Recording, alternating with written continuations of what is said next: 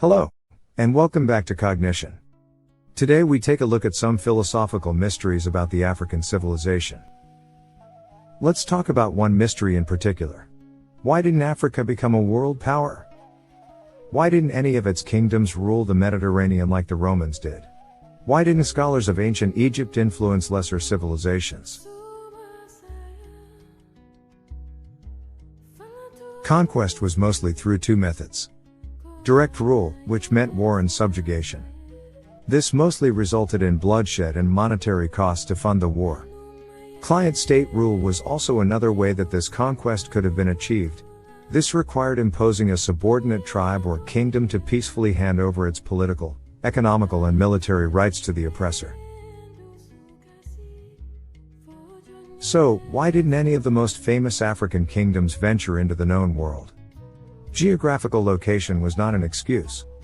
The kingdom of Kush conquered Egypt from 747 BC to 656 BC. Failure to enhance their military strength resulted into the loss of Egypt itself to the Assyrians. Money has never been a factor neither. Considering Mansa Musa of Mali is still the richest man to have ever lived. He brought scholars to his empire to enhance knowledge in the 1300s. Carthage, present-day Tunisia, was the closest to becoming a world power. And the success of Hannibal Barca almost obliterated Rome. So why has Africa always come up short? Maybe philosophy can help with this mystery. With a study known as utilitarianism theory. This is the form of ethical theory that justifies the actions of anyone to maximize happiness. Everything a human being does always results in happiness. It is the maximum limit to any human being's aspirations. Utilitarianism can be split in two. Act utilitarianism, which emphasizes on producing the greatest happiness for the greatest number. For example, if the Empire of Mali spread its knowledge across the African continent, developing it through education and infrastructure, many African countries would have rejected mineral exploitation, slave trade, and all the bad that came with it.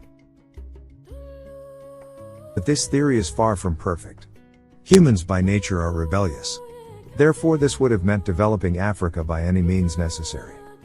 In the words of Vegetius, if you want peace, prepare for war.